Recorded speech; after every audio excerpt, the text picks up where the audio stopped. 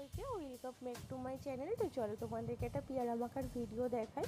তো এখানে আমি পেয়ারাটাকে ভালো করে ধুয়ে নিচ্ছি, তোমরাও ভালো করে ধুয়ে নেবে পেয়ারাটাকে। তো পেয়ারাটা ধুয়ে নেওয়ার পর আমি এখানে কেটে নিচ্ছি।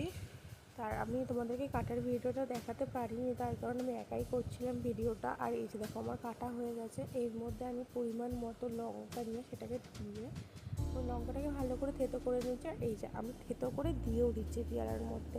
এবার লঙ্কাটা দেওয়ার পরে আমি পরিমাণ মতন চিনি, পরিমাণ মতন নুন আর কাশ্মীরের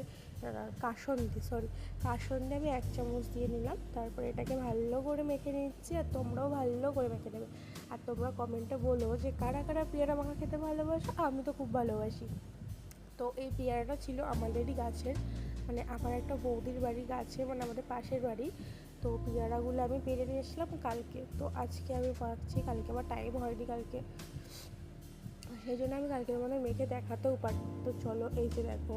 আর তোমাদের হয়তো আমার কথা বুঝতে অসুবিধা হচ্ছে, তার কারণ আমার প্রচুর ঠান্ডা লেগেছে আর আমার প্রচুর জ্বর, সেই জন্য আমি ভিডিও খুব একটা বেশি করে আপলোড করতেও পারছি না তোমাদেরকে।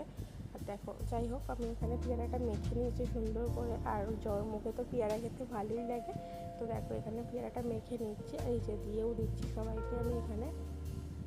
তো চলো টাটা, নেক্সট ভিডিওতে দেখা হচ্ছে।